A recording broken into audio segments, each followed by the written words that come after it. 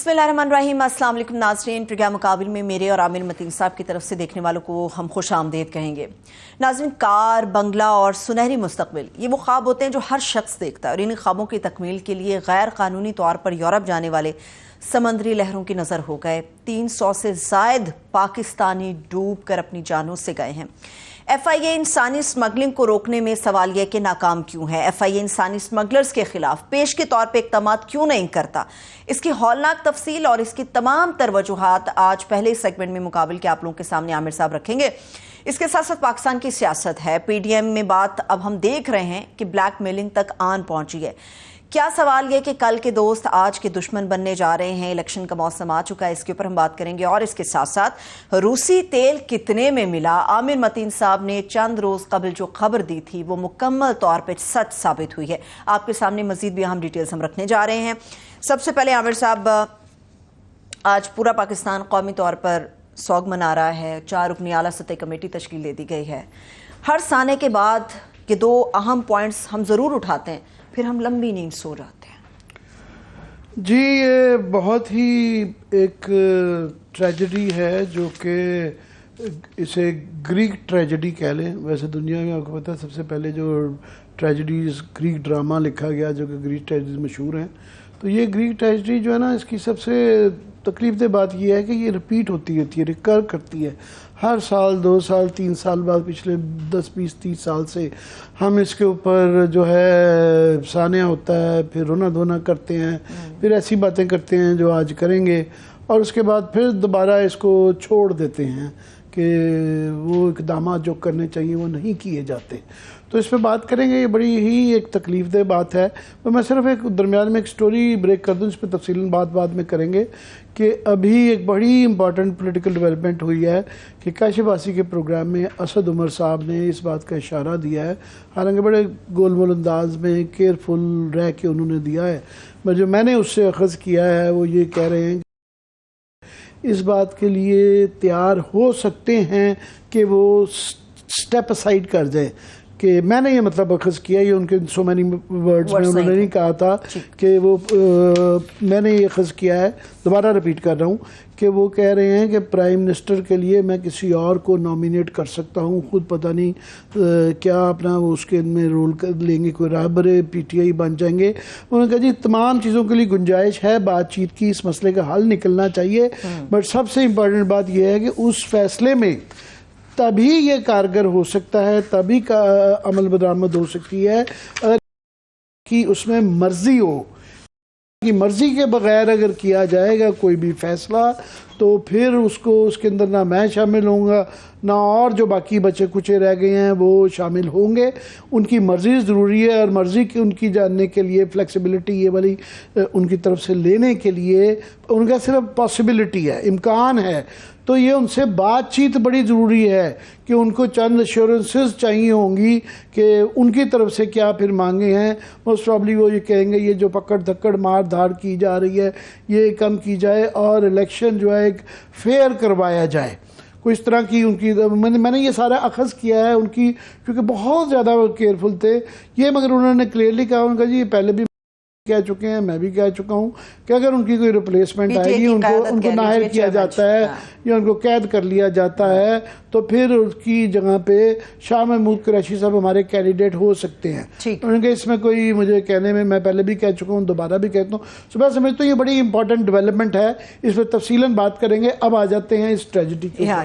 ये जो सानिया है ऑफकोर्स ये नंबर्स ही, और ये हमारी जो तमाम सियासत व्यासत अभी देख रहा था, आज भी कुछ लोग ये सियासत और उन चीज़ों पे कर रहे थे, ये इंसानी जानें बहुत ज़्यादा तादाद में हैं और एक भी हो तो बड़ी ट्रेजेडी होती है, मगर इतनी ज़्यादा तादाद में और इसके जो इमेजेस देख के एक दिल दहल जाता है कि 750 लोग मर गए हैं, जहाँ बहक हो गए हैं पाकिस्तानी, और उसमें 400 पाकिस्तानी बताए जा रहे हैं, जिस 400 में लगभग में से नंबर्स वेरी कर रहे हैं, कोई 390 कोई 400 कोई 350 के बाद 12 लोग बचे हैं पाकिस्तानी, सिर्फ 12 लोग बचे हैं। सो तकरीबन 380 380 के लगभग जो है पाकिस्तानी वो डूब के, अभी उनको कहा जा रहा है कि वो मिसिंग है, वो मिल नहीं रहे हैं। मगर समुंदर के अंदर जब इस तरह का हादसा होता है तो बड़ी कम उम्मीद होती है उनके बचने की। तो इतना वक्त गुजर गया है तो आप ये फिक्र कर सकते हैं कि 380 पाकिस्तानी जाँ बहक डूब कर मर गए, डूब मर गए। और ये बड़ी तकलीफ़ है क्योंकि हर एक बंदा, ये जो 380 मरे हैं, हर एक की एक कहानी होगी, हर एक की बताया जा रहा है कि ज़्यादातर जो है ये मंडी बहाउद्दीन से, गुजरात से, गुजरांवाला से और आज़ाद कश्मीर से, शेखपुरा भी की भी बेल्ट लगा ले साथ ही, इन इलाकों से हैं। और हर एक कोई 20 से 25 लाख रुपए दे के गया हुआ है। तो हर एक की कहानी है, पता नहीं किस मुश्किल से उसने पैसे इकट्ठे किए होंगे, कैसे वो इतना रिस्क लेके वो गया होगा। फिर दरमियान में जो आ रही हैं कि गांव के 4 लोग थे, उसमें से 2 बच गए और 2 जो है वो मर गए, करीबी दोस्त थे। और वो लिबिया से, ये बेंगाजी से जो है ट्रेवल करके जा रहे थे। बताया जा रहा है कि वो मारे गए हैं यूनान के कोस्ट के बंदरगाह के पास। ठीक। और सबसे तकलीफदेह बात ये हुई है कि ये लोग बचाए जा सकते थे कि बीबीसी की ये खबर आ रही है कि 7 घंटे के करीब वो खड़ी रही कश्ती और इमदाद का इंतज़ार करती रही कि कोई आएगा, शायद कोई मदद आएगा। एक जगह खड़ी रही और वो कोस्ट गार्ड वाले, ये इल्ज़ाम लग रहा है कि वो गालिबन देख रहे थे और उन्होंने बचाने की कोशिश नहीं की। और पाकिस्तानी बेचारे कह रहे हैं किश्ती के जो 380 के करीब मारे गए, वो किश्ती के हिस्से में, ऐसे हिस्से में थे, बिल्कुल निचले हिस्से में थे, तहखाना कहा जा सकता है, जहाँ से वो बचने का उनका इम्कान ही कोई नहीं था। और उनके साथ जो लेके जाते हैं ऐसे पाकिस्तानियों के साथ ख़ास तौर पर, पता नहीं उसकी वजह तासुब थी या गुर्बत थी या बहुत बुरा सलूक किया गया, मिसट्रीट भी उनके साथ किया गया, मार धाड़ भी की गई। ये वो जो बचे हैं लोग, उन्होंने ये बयानात दिए हैं। 12 पाकिस्तानी सिर्फ बचे हैं, बाकी सारे मारे गए हैं। और ग्रीक यूनानियों का कहना है कि जी ये हमने इसलिए नहीं, ये तो इटली जा रहा था। तो ये जो है इसका जो रूट बताया जाता है, ये सिलसिला जो है ये पिछले 40-50 साल से जारी है। ये मंगला डैम के वक्त जो है ना, उस वक्त लोगों को उसकी एवज जो लैंड लिया था, पैसे मिले थे, तो उस ज़माने में जाना आसान था।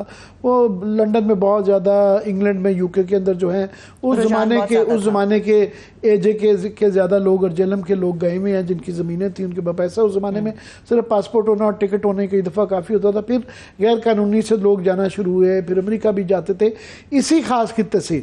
फिर मुझे याद है कि इसकी बहुत ज़्यादा तादाद बढ़ गई थी कि जब ये चौधरी शुजात साहब इंटीरियर मिनिस्टर के बने थे नवाज शरीफ की पहली 93 की गवर्नमेंट में, तो उन्होंने FIA के तमाम लोग जो है ज़्यादातर अपने इलाके गुजरात से लगाए थे। और मैं न्यूयॉर्क में, अमेरिका में 5-6 साल नौकरी करने का मुझे मौका मिला है। और मैंने बेताशा दोस्तों को जानता हूँ जो उस ज़माने में गुजरात से आए थे। और वो इस तरीके से ये था कि वो FIA वाले उनको चढ़ा देते थे और वो वहाँ पे एयरपोर्ट पे उतर जाते थे और अपना पासपोर्ट फाड़ देते थे। और उनको टॉरने की गुंजाइश थी। उस वक्त कानून जो थे, कवानीन जो थे, वो बड़े नरम थे। उसका फ़ायदा उठाते वक्त जो है फिर वो बाहर बेल पे चले जाते थे और यूँ रह गए। तो ये उस पे बाद अमेरिकी गवर्नमेंट ने बड़े PIA को बैन भी किया, सख्तियाँ भी की हैं, बहुत सख्ती है अभी अमेरिका जाने के लिए, तो बहुत सख्ती है। तो ये यूरोप के लिए जो है ना, ये वेरियस रूट्स बताए जाते हैं। मुझे एक बड़ा सवाल है जो परेशान करा आमिर साहब, आपने भी जिस तरह से बताया 2-4 सालों की बात नहीं, ये दिहाइयों का किस्सा है। क्या हमारी एजेंसियों से ज़्यादा ताकतवर ये चंद गिने चुने एजेंट्स हैं जो दिहाइयों से ये धंधा कर रहे हैं, इंसानी स्मगलिंग में मुलविस हैं और कोई इन्हें हाथ नहीं डाल सकता? ये इसके लिए जो जवाब है, मेरा ख्याल हमारे कॉरेस्पॉन्डेंट साहब को जब ये आए तो ले लीजिएगा, और इनकी बड़ी स्टडी है इसके। बिल्कुल सर, फराज विरक साहब डायरेक्टर FIA हमारे साथ मौजूद हैं। सर आपको वेलकम करेंगे जी सर। फराज विरक साहब से बिल्कुल इस पे पूछ लेते हैं कि विरक साहब, अगर आपने सुना हो, बहुत ज़्यादा लोग जो हैं आपको भी जिम्मेदार ठहरा रहे हैं, क्योंकि सबसे ज़्यादातर जब ये लोग गए तो ये लाहौर से गए और आप डायरेक्टर FIA लाहौर हैं, और या इस्लामाबाद से गए। तो वहाँ पे राना जब्बार साहब हैं गालिबन। ये 2 अशख़ास के ऊपर बहुत ज़्यादा आ रहा है कि जब इतने ज़्यादा तादाद में लोग जाते हैं तो लिबिया जा रहे हैं, यहाँ से फ्लाई करके लिबिया गए हैं, और ये माजी में भी ये रूट इस्तेमाल बड़ा रेगुलरली होता रहा है। तो कोई आपने फ्लैग रेज नहीं किया, कोई उस पर चेकिंग नहीं की गई?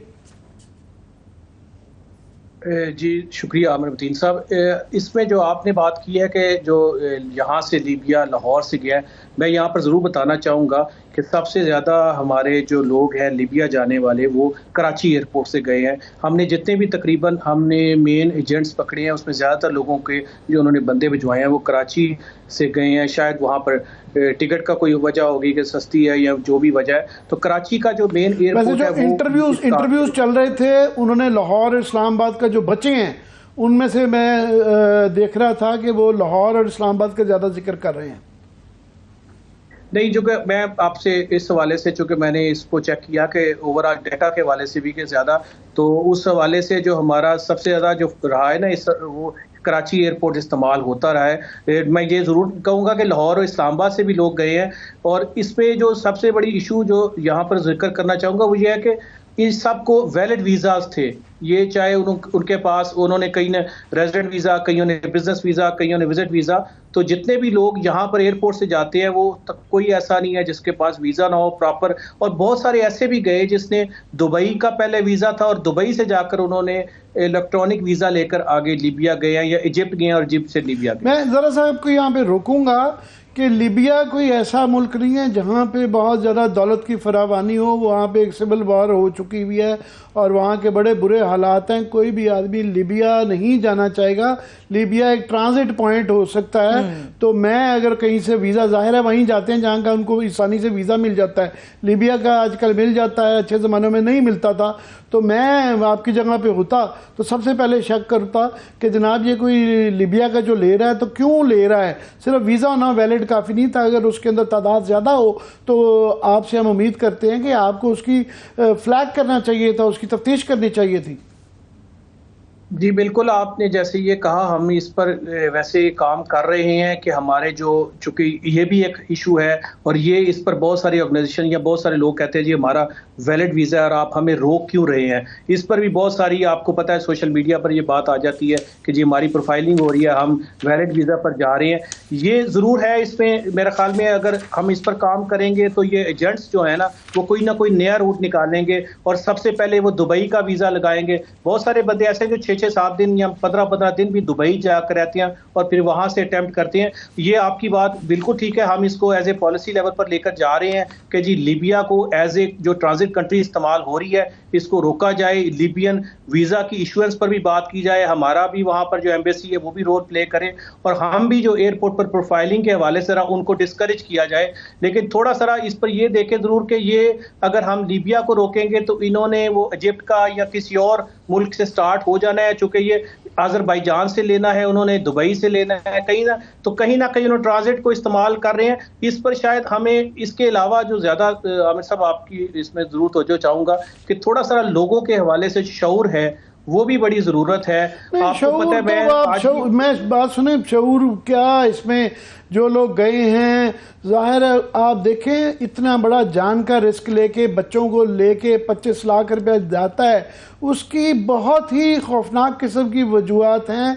और जब तक ये मुश्किलात रहेंगी इसको आप नहीं, शऊर से नहीं इसको आप ठीक कर सकते लोगों के कि यार ना जाना, खुदा के लिए रिस्क बहुत ज़्यादा है। लोग ये एक अलग स्टोरी है, इसको आपके बाद डिस्कस करेंगे। मैं आपसे सिर्फ तफ्तीश पे आना चाहता हूँ।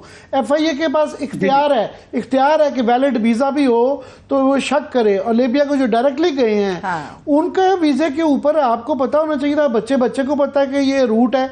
दूसरे रूट भी आप सही फरमा रहे हैं कि वो चेंज भी होते रहते हैं और दूसरे रूट भी हैं जो पाकिस्तान से पहले रोमानिया बहुत लोग जाते थे जब ये यूरोपियन यूनियन की वो मेंबर नहीं थी। फिर मुझे याद है तुर्की के रास्ते भी बड़े लोग जाते थे, मगर तुर्की के अंदर समंदर के रास्ते पहुंचते थे, क्योंकि अगर अमेरिका का वीज़ा हो तो तुर्की में आपको वैसे वीज़ा मिल जाता है। तो ये माजी में भी बड़ी दफ़ा ये वाक़यात हुए। हमें आप जैसे दोस्तों ने या जो FIA के हजरात ने बड़ी यकीन दहानियाँ दी कि जी हमने ये एजेंट पकड़ लिए हैं, हमने तफ्तीश कर लिया है, ये पिछले साल भी हुआ था, उससे पिछले साल भी हुआ था और ये होता जाता है। मगर बड़ा नेटवर्क पकड़ने की हमें खबर नहीं आती। इस दफ़ा क्या कर रहे हैं आप? देखिए, वो जो आपने पहले कहा एजेंट्स, देखिए FIA पकड़ती रही है, हमने आगे भी एजेंट्स पकड़े हैं। अब मैं ज़रूर इस बात का यहाँ पर जिक्र करना चाहूँगा कि जितने हम एजेंट्स पकड़ते हैं, जब हम उनको जेल भेजते हैं तो वही जो कंप्लेनेंट है वो उससे सुलह करके अदालत में बयान दे देती हैं कि जी हम ये हमारा मुल्ज़म नहीं है, या उस तरह उसके साथ एक उनकी तस्फिया कर लेते हैं और स्टाम्प पेपर जमा कराते हैं। तो जो मैं बात कहना चाह रहा हूँ, आपकी बिल्कुल ठीक बात है। अब उसमें जो हम अब कदगन लगाते हैं जब एयरपोर्ट पर, तो हम कहते हैं आप इसको ऐसे करें कि आप उनसे बुकिंग मांगे, होटल बुकिंग मांगे, उनसे पूछे कि आपके पास डॉलर्स इतने हैं कि आप वहाँ पर जा रहे हैं। तो वो अब उन्होंने वो सारी चीज़ें पूरी कर लेती हैं, जिस पर लोग फिर आगे से शिकायत करते हैं कि जी आप हमें वहाँ पर रोक रहे हैं, जाके हमारी जो स्टैंडर्ड्स हैं वो सारे पूरे हो रहे हैं।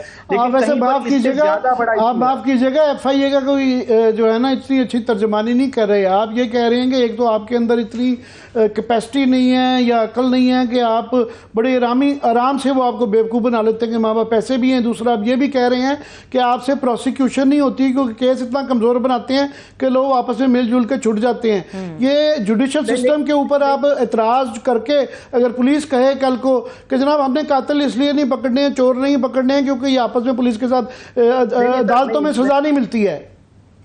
नहीं सर, मैं ये नहीं कह रहा हूँ। मैं कह रहा हूँ कि हम मुल्ज़म पकड़ते हैं, मैं मुल्ज़म पकड़ने वालों की बात कर रहा हूँ। जिन जिन केसेस में हमने मुल्ज़म पकड़े, आप ये ज़रूर आप कहेंगे तो हम आपको डाटे के साथ शेयर करेंगे कि जब हमने मुल्ज़म पकड़ा, एक्चुअल सही मुल्ज़म जो उसने पहले खुद आइडेंटिफाई किया हुआ है कि यही मेरा मुल्ज़म है, वो पकड़कर हमने जेल भेजा। तो जब वो जेल चला गया तो उसने जाकर अदालत में उसके हक में बयान दे दिया।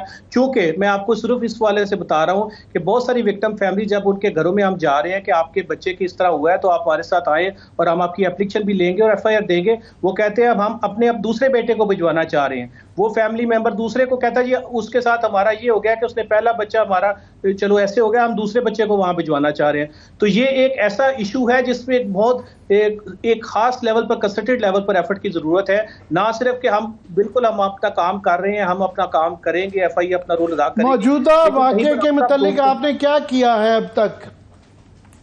जी, मौजूदा ये जो ट्रेजेडी हुई है इसके मुतालिक अब तक हमें बताया गया 4 मेंबर की कमेटी बन गई है, अभी तक फौरी तौर पे क्या हुआ है?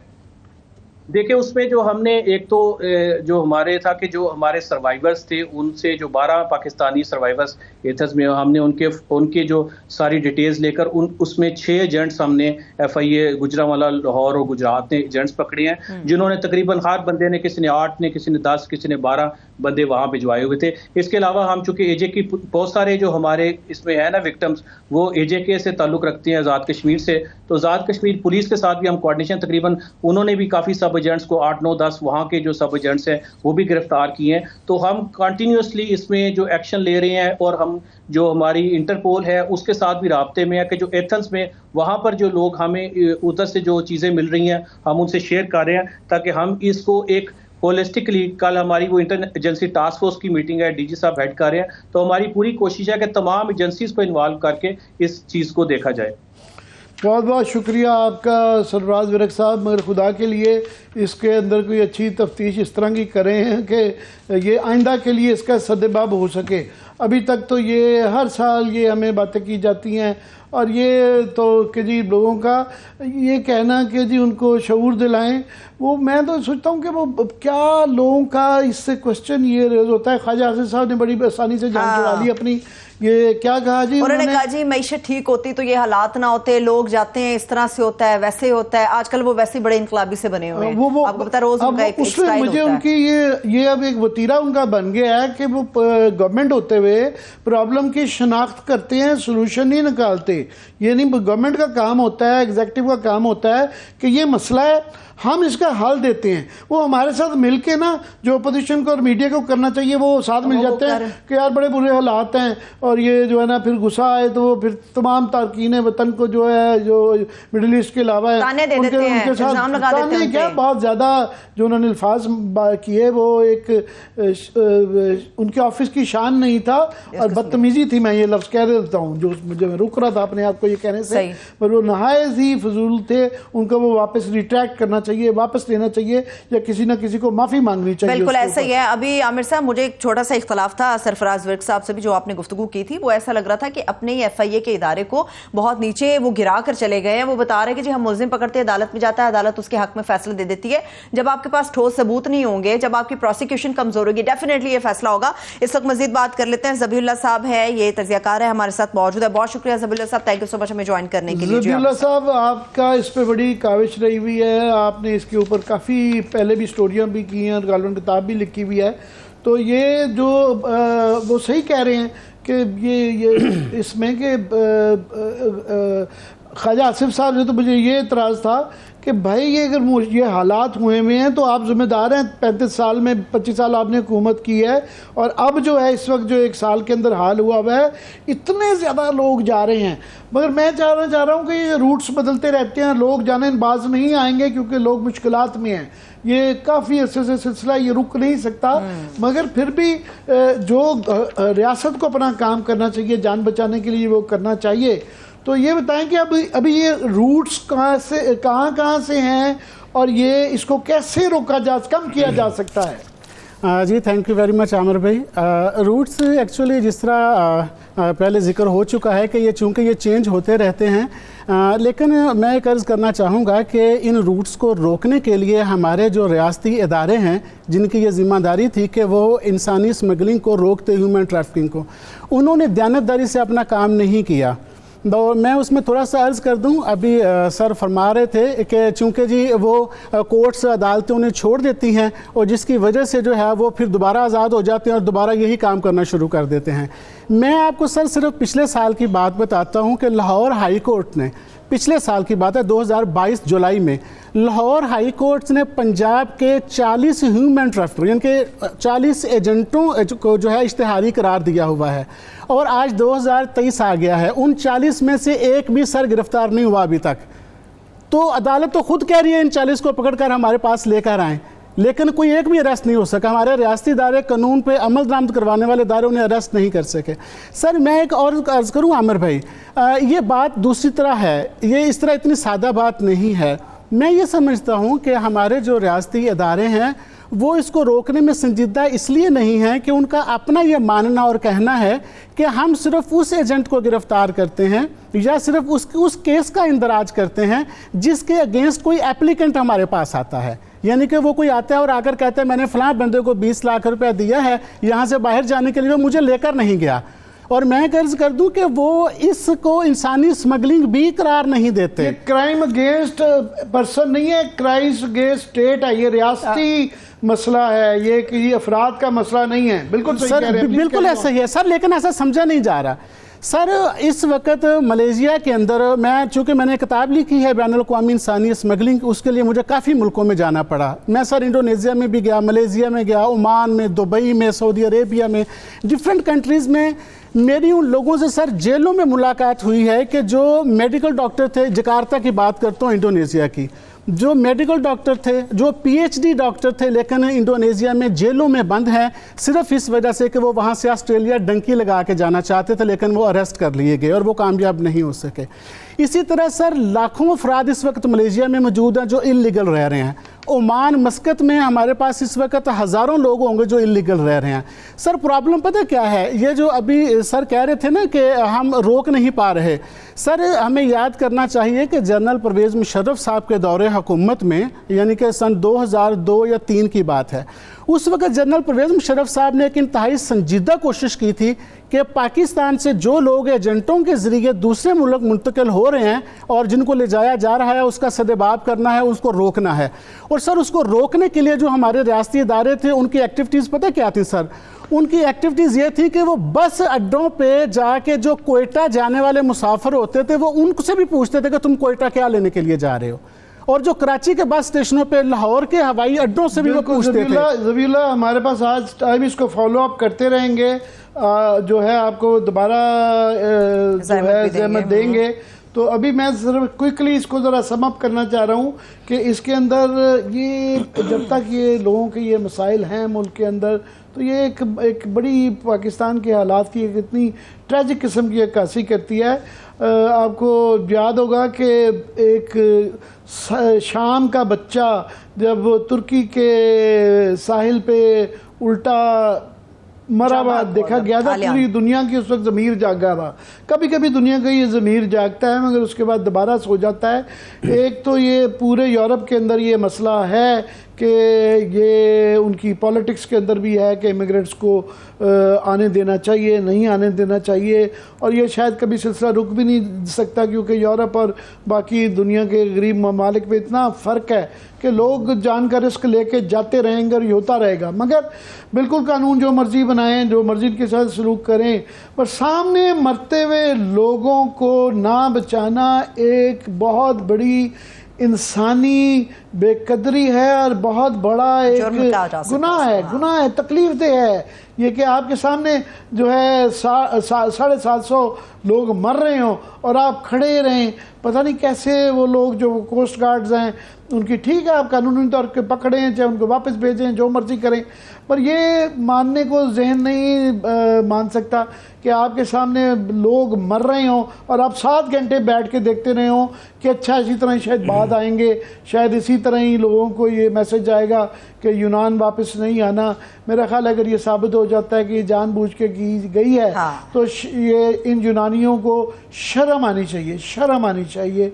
और उन बाकी तमाम भी ममालिक में जहाँ पे ये बड़ा ज़्यादा इशू रहता है, इंसानी हकूक़ का एक अपना ट्रेजिडी का अपना मामला है, कवानीन और उनकी पॉलिटिक्स उसको बिल्कुल साइड पे रखें। वो बिल्कुल जो मर्जी उनके इख्तियार है कि अपने मुल्कों की कितनी इमिग्रेंट्स को बुलाना चाहते हैं, इनकरेज करना चाहते हैं, मगर वहाँ भी ये बहस रहती है कि इंसानी हकूक़ का ख्याल किया जाए इससे पहले कि वो उनको सज़ाएँ दें। ये भी देखें कि वो इंसान है और किस मजबूरी में ये वाला एफर्ट कर रहे हैं। बहुत शुक्रिया। मेरे ख्याल में ब्रेक की तरफ चलते हैं। बहुत शुक्रिया ज़बीउल्लाह साहब हमारे साथ मौजूद थे। अभी आमिर साहब एक ब्रेक की तरफ चलते हैं, ब्रेक से वापस आएंगे, गुफ्तगू यहीं से आगे बढ़ेगी। मगर इसके साथ साथ जो आपने बात की है ज़मीर जागने की, तो पीडीएम हुकूमत में क्या बीच चुराहे हंडिया फूट गई है या फिर वाकई अवाम के दर्द के सामने इन दोनों जमातों के अंदर ज़मीर जाग रहे हैं? ब्रेक से वापस आके बात करेंगे, हमारे साथ रहिए।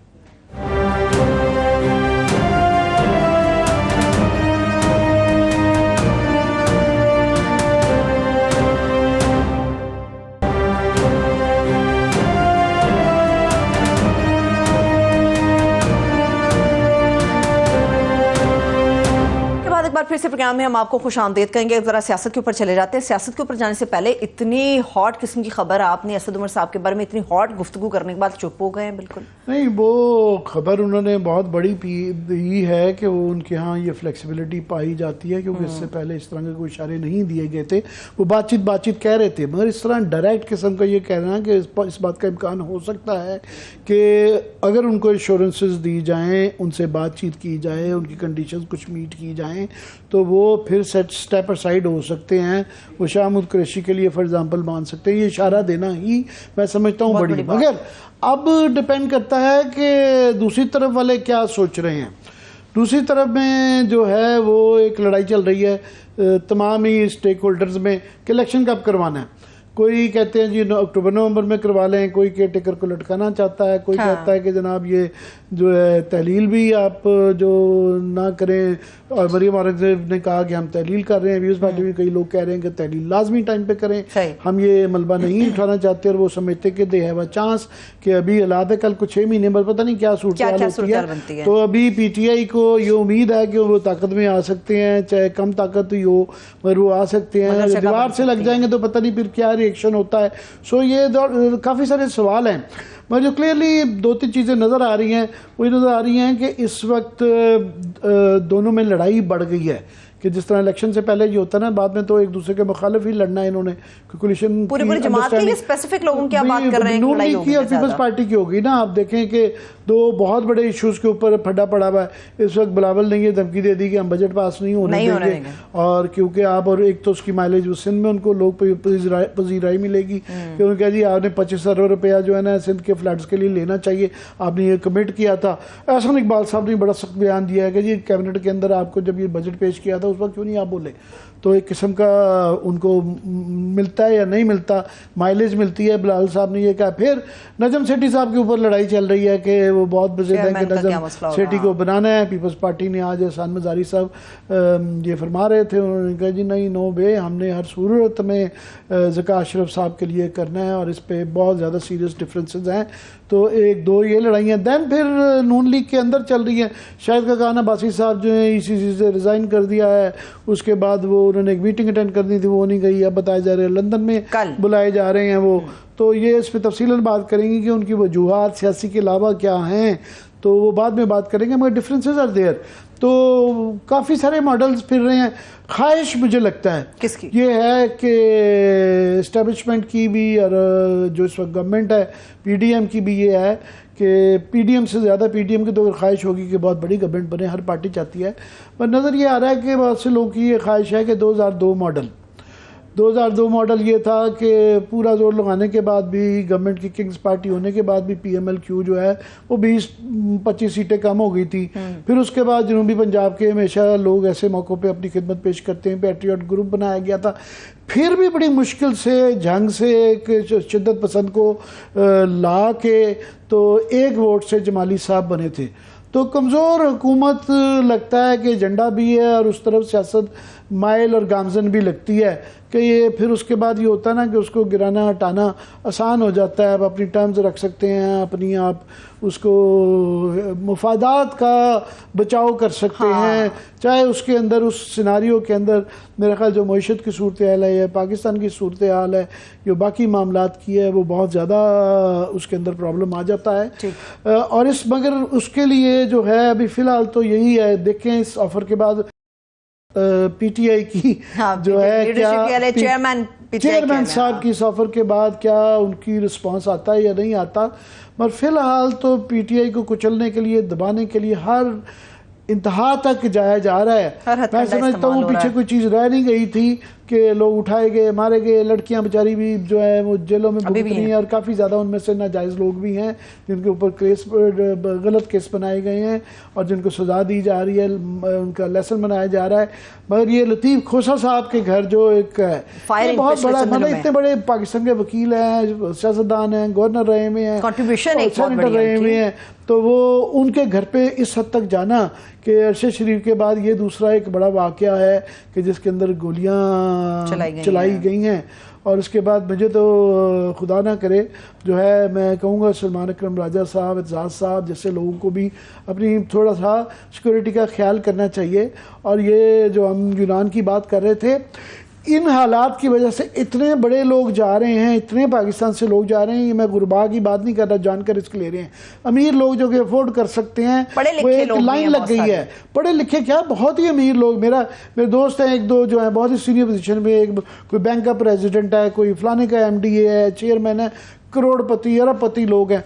वो कह रहे हैं यार यहाँ फ्यूचर नहीं, अपने बच्चों को वो कह रहे हैं कि वरना वापस ना आना, और लड़कियों की तो बिल्कुल ही गुंजाइश नहीं है, स्पेस नहीं रहेगी। सिर्फ इकनॉमिक नहीं, सोसाइटी मुआशरा हमारा जिस तरह गामजन है, और ये जो वायलेंस, रूल ऑफ लॉ की जो धज्जियाँ उड़ाई जा रही हैं, तो वकीलों में आज काफ़ी इस पर प्रोटेस्ट किया है, वकील थोड़े से इस पर शोर मचा रहे हैं। बदकिस्मती से फोर फ्रंट में हमेशा हमारी साफ्ती बराबरी होती थी, हमेशा रही है। अभी देखिए आप ज़ियाउल-हक जैसे डिक्टेटर के आगे, मगर लीडर इतने बड़े होते थे ना हमारी यूनियनों के। निसार उस्मानी साहब थे, नकी साहब थे, नकी साहब जिंदा हैं माशाल्लाह, मगर वो थोड़े से उनकी सेहत की इतना इजाज़त नहीं देती है, और वो नुमाइंदे नहीं हैं। अभी जो हमारे नुमाइंदे हैं वो दूधवाने पे बिक जाते हैं या कमज़ोर हैं, उनकी कहीं आवाज़ नहीं आ रही। इस वक्त जो कतगनी है, ऐसी माजी में कभी कतगनी नहीं है, वो नज़र ही नहीं आ रहे वो कहीं कि वो एक इनके साथ वकीलों के साथ सिविल सोसाइटी मिलती है। इस तरह का पाकिस्तान हमने पाकिस्तान नहीं देखा, ना ही देखना चाहते हैं। हमें इसको मज़ामत करनी पड़ेगी। ये कोई वो नहीं है तरीक़ाकार कि ये इस तरह का ये this should go on and on and on, ये चीज़ें चल रही हैं। बहरहाल देखें, लेट्स वेयर इट गोज़। ठीक है, मैं सुप्रीम कोर्ट पाकिस्तान के जजमेंट की तरफ में जाऊंगी, मगर उससे पहले जानना चाह रही थी आपसे कि जो चेयरमैन हैं पीटीआई के, उनके रवैये के अंदर जो फ्लेक्सिबिलिटी अब नज़र आ रही है, आपको क्या लग रहा है कि आइंदा आने वाले दिनों में क्या कोई फैसला कुन मरहले पे आन पहुंचेंगे या बात वहीं पे खड़ी उनकी तरफ से? तो वो बड़े अरसे से ये कह रहे हैं, अपीलें कर रहे हैं कि जी बात करो बात करो। अभी उन्होंने उसके साथ एक साथ में मसल भी लगा दिया है कि जनाब ये कंक्रीट भी एक ऑफ़र आई है। इसके बाद उनको नहीं ब्लेम किया जा सकता अगर हालात मज़ीद ख़राब खुदा न खास्ता कहीं होते हैं। मईशत के हम सुन रहे हैं, ब्लूमबर्ग ने भी कह दिया कि डिफ़ॉल्ट का सीरियस ख़तरा है, 2-4 महीने, तो वो ये उन पे नहीं है, ये डिसाइड तो जो जिन्होंने रिस्पॉन्स करना है उसको उन पे डिपेंड करता है, नहीं डिसाइड करना वो ज़्यादा। इससे आगे क्या जाएंगे कि मैं स्टेपिसाइड होने के लिए पॉसिबिलिटी हो सकती है, इससे ज़्यादा जाना मुश्किल है। बाकी इसी को ये बड़ी परवेज़ लाई की खबरें चल रही थी कि चौधरी शुजात जाके उनको मिले हैं और वो कह रहे थे, सालिक हुसैन भी, वो उसके बाद फिर उनके साहबजादे का उनकी तरफ से आया कि नहीं जनाब के साथ खड़े हैं। अब तो मेरे खड़े भी होना चाहिए कि प्राइम मिनिस्टर की भी पॉसिबिलिटी से अगर इमरान खान सेट असाइड हो जाते हैं तो दोनों सीटें खाली हो जाती हैं। जेल की इतनी सख्ती, इतनी बड़ी उम्र पे भी कंसेंसस हो सकता है, फिर वो पंजाब के चीफ मिनिस्टर तो बन भी सकते हैं। सो डिपेंड करता है कि किन हालात पे इलेक्शन होते हैं, क्या कंडीशन होती है, कब होती है, वेरिएबल्स इतने ज़्यादा हैं कि it's too early to say that now. और ये सुप्रीम कोर्ट का जो फैसला कह रही थी इन्होंने रिजर्व किया है, पर इसके अंदर बस फैसला बड़ा क्लियर सा देखना चाहिए कि उसमें वो 14 मई तो वो की इम्प्लीमेंटेशन तो भूल गए ना, वो तो ख़त्म हो गई है। इसमें सिर्फ ये है, अब क्वेश्चन ये रह गया हुआ है कि जो ये रिव्यू अपील की जो इसके अंदर गुंजाइश है, जो बेंच फॉर्मेशन के अंदर तो शायद वो इतनी इंटरफेरेंस, मेरा ख्याल है सब जुडिस से मामला फैसला भी आने वाला है, तो वो नहीं से ज़्यादा इंपॉर्टेंट ये है कि 184(3) के अंदर अपील का हक जो है वो आईनी मसला अदालत डिक्लेयर करती है या समझती है कि कानून के जरिए इसको बदला जा सकता है, उसमें यही है कि सस्पेंस। चलिए ठीक है, अभी फिर ब्रेक की तरफ चलते हैं। जब हम ब्रेक से वापस आएंगे तो अपने देखने वालों के साथ चीज़ शेयर करेंगे। एक तो रशियन ऑयल के हवाले से आमिर साहब ने जो खबर दी थी, एक मरतबा फिर से उसकी कुछ और अहम डिटेल्स हैं वो आपके साथ शेयर करेंगे, मगर इसके साथ साथ लोड शेडिंग अपने तौर पर तो बहुत बुरी नजर आती है, मगर इससे रिलेटेड एक और भी निहायत ही बुरी खबर है, वो भी आपके साथ हम ब्रेक से वापस शेयर करेंगे। हमारे साथ रहिए।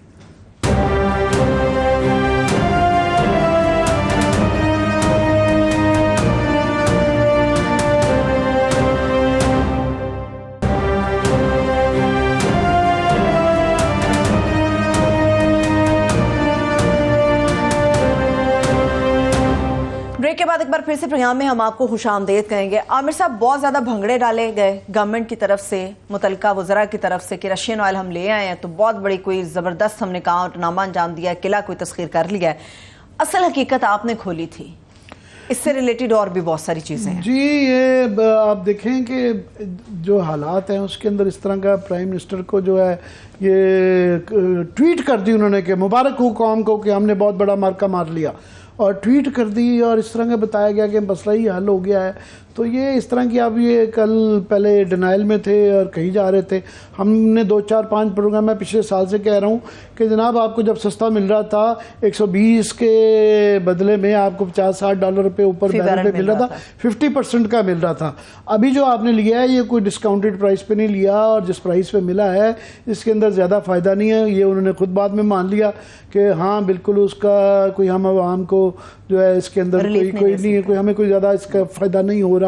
तो मगर ये भी कहा पहले इन सो मेनी वर्ड्स कहा कि डिस्काउंटेड है, ये प्राइम मिनिस्टर ने भी कहा कि डिस्काउंटेड है, सद्दिक मलिक साहब ने कम की कीमत पे मिला है। तो वो एक किस्म का, मैं क्या कहूँ, अब मुंह पे किस्म की क्या थप्पड़ी मारा है उन्होंने। रशियन ने, फॉरेन मिनिस्टर ने कहा है, उन्होंने कहा नहीं हमने उसी रेट पे इनको दिया है जिस पे बाकी सबको दिया है, डिस्काउंटेड बाकियों को जो उनका रेट है उस पर दिया है, कोई हमें रियायत नहीं दिया। मगर यस, रशिया से ताल्लुकात का दोबारा शुरू होना, अजरा होना, रशिया से लेना फ्यूचर के अंदर हमारे लिए बड़ा अच्छा है एनर्जी के पॉइंट ऑफ व्यू से, कि ये सिलसिला बढ़ता रहा तो हम साल के अंदर कुछ जो है $300-400 मिलियन भी बचा सकते हैं। और भी मसाइल हैं जिसके अंदर हम उनकी मदद ले सकते हैं, उनसे सफारती लेवल पे एक राह खुल गई, सो हमारी ऑप्शंस ओपन हो जाती हैं। हाँ, इसकी सफारती वो है। अब आ जाते हैं कि ये झूठ का इसलिए भी ज़्यादा तकलीफ दे है कि आप जब कहते हैं मुबारक हो मुबारक हो, लोड शेडिंग का इस वक्त जो बुरा हाल है कि इस वक्त गाँव में जो 10 से 12 घंटे की चल रही है। ना देहातों में 10 से 12 गाँव में छोड़े हुए बहुत अरसा हो गया, 20-30 साल पहले आ गई थी हम गाँव से। अब आपको नहीं पता 8 से 14 घंटे जो है ना वो की लोड शेडिंग होती है। अपने पुराने गरीब रिश्तेदारों को फ़ोन करके पूछें आप, वो आपको बता देंगे बहुत बुरे हालात। आमिर साहब 8 से 10 की जो ऑफिशियल ये लोग बता रहे हैं, आपके पास शहरों के अंदर जो है, नहीं शहरों के अंदर ये जो 8 से 10 घंटे है ये शहरों के अंदर है। गाँव में 14 घंटे की वो हो रही है क्योंकि गाँव का कोई पुरसाने हाल नहीं होता, उनकी खबर अखबार नहीं पहुँचनी होती, वो आप तक आप गरीब रिश्तेदारों की कॉल नहीं लेती हैं। तो इस वजह से आप मुझे जानबूझ के अमीर ना जाहिर करें, मैं भी उन लोगों के साथ हूँ इस पूरे मैशत की बैठा सारे संजीदा बात ये है कि एक और जो चीज़ बहुत ज़्यादा इस्लामाबाद में ख़ास तौर पे हो रही है कि वो इतनी ज़्यादा फ्लक्चुएट उन्होंने कल की है। कल इतनी बिजली एकदम अप डाउन कि हज़ारों लोगों के टीवी, फ्रिज, एसी सब उड़ गए हैं, हज़ारों लोगों के उड़ गए हैं और लोगों ने बिजली बंद कर दी है। ये अगर तो ये किसी स्ट्रेटजी का हिस्सा था तब भी बुरी बात है, और अगर ये कोई आपकी तकनीकी फेलियर है तब भी बुरी बात है, और उसके मुतालिक बताना चाहिए। ये लोगों का बहुत ज़्यादा इस पर नुकसान है। सबसे ज़्यादा, उससे भी ज़्यादा बड़ी ट्रेजिक और तकलीफ बात यह है कि बिजली मिल नहीं रही है और आप 5 रुपये पर यूनिट के ऊपर जो है ना आप बढ़ाने की खबरें आ रही हैं। आज ही खबरें छपी हुई हैं कि 5 रुपये बढ़ने का पर यूनिट इम्कान है।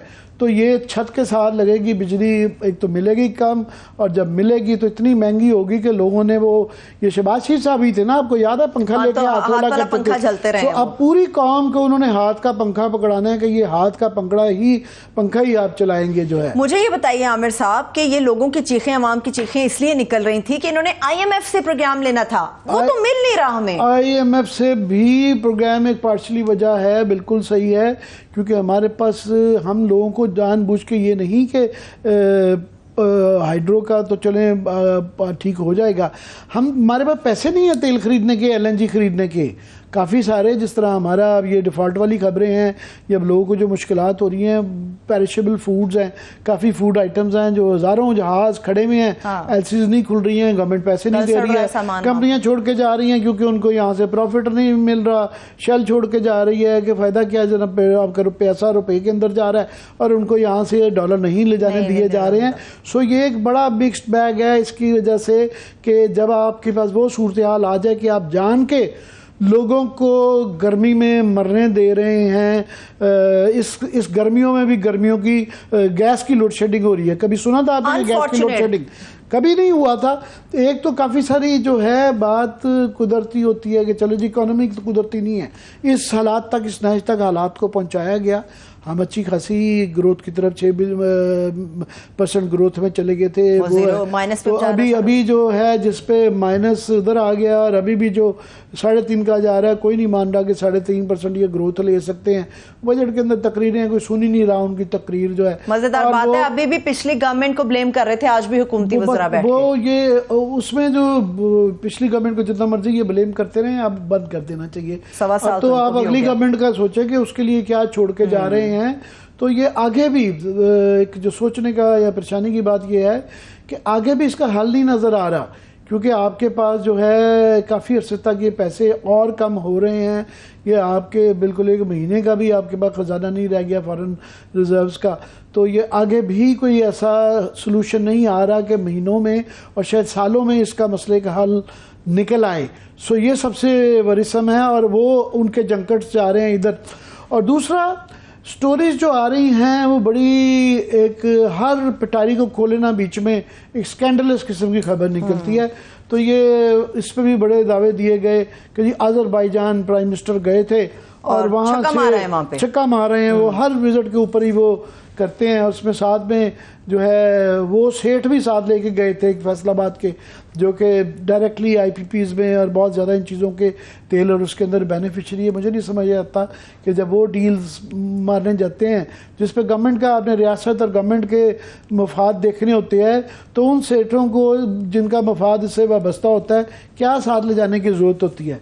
उसके ऊपर फिर ये एक कंट्रोवर्सी आ गई है, अखबार में खबरें छपी हैं, ये अगर दिखा सकें साथ में, ये हमारी खबर नहीं है, ये अखबार में खबर छपी है जिसका बड़ा मुबहम सा डिनाइल आया है कि शाहिद खान अब्बासी साहब जो हैं, डिनाइल आया नहीं एक्चुअली, कि शाहिद खान अब्बासी साहब जो ECC से एक तो अपनी पार्टी मीटिंग से उन्होंने जो नहीं अटेंड की, और ये काफ़ी अर्से से उनके रवैयों से लग रहा था वो बड़े क्रिटिकल हो रहे थे गवर्नमेंट की पॉलिसियाँ पे, डार साहब पे और भी चीज़ों पे। एक तो विस्पर्स में चल रहा था, एक ओपनली वो बात कर रहे थे कि जो निज़ाम चल रहा है और जो ये मलबा उठाया जा रहा है, जिस तरीके से ये गवर्नमेंट चलाई जा रही है और जो काम किए जा रहे हैं उठाने के और मारने के, ये इनसे वो नाखुश थे मिफ्ता इस्माइल, और वो एक क्लियरली मुस्तफा कुकर वगैरह का लहदा एक कैंप नज़र आ रहा था। मुस्तफा कुकर तो खैर गो पीपल्स पार्टी के नाराज़ अफराद में से आते हैं। तो अब ये कहा जा रहा है कि जनाब उनको ये एतराज़ था कि जो अज़रबैजान से डील की गई है इसके अंदर उनको वो खुश नहीं थे, और उनका जो वहाँ पे कंपनी है जी कंपनी है सोकोर, उनका एतराज़ था। मगर मुझे कल मुसद्दक मलिक साहब इत्तफाकन की जगह मिल गए, उनका जी ये सोकोर से मुलाने में ताइवान ये अज़रबैजान की ऑफिशियल कंपनी है, एतराज़ जायज़ नहीं है। शायद खान अब्बासी साहब खुद मिलाते हैं अगर उनको ये ख्याल है कोई किसी को कि ये करप्ट लोग हैं और या इनके मतलब के इल्ज़ाम है कि इनका कोई माजी में कोई ऐसे स्केलेटन्स रहे हुए हैं, तो ये खुद बुलाते रहे हैं उनको, तो इनका एतराज़ नहीं बनता ये। इसका फॉलोअप और इसका एक हमने उन्होंने कहा जी पैरामीटर्स बनाए हुए हैं कि वो पूरे करेंगे तो हम लेंगे, जरूरी नहीं है इनसे लें। ठीक है, बहुत शुक्रिया, थैंक्स सो मच आमिर साहब। इस वक्त जो हुकूमत का हमें रवैया नजर आता है वो ये है कि all is well. All is well कहने से बात कभी भी नहीं बनेगी, क्योंकि ये कोई फिल्म नहीं है, हमारी जिंदगियों की एक तल्ख हकीकत है जिसका सोल्यूशन बहुत ज्यादा जरूरी है। मुझे इजाजत, अपना ख्याल रखिए, खुदा हाफिज़।